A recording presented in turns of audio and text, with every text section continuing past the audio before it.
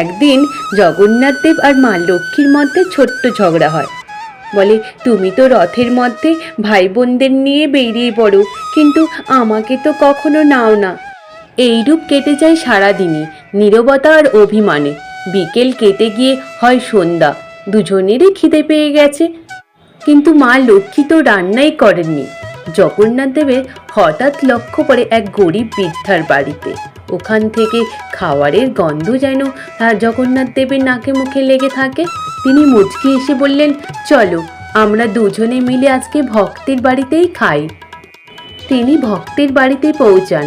ভক্ত দেখেই তো স্তব্ধ, আনন্দে কেঁদে ফেললেন।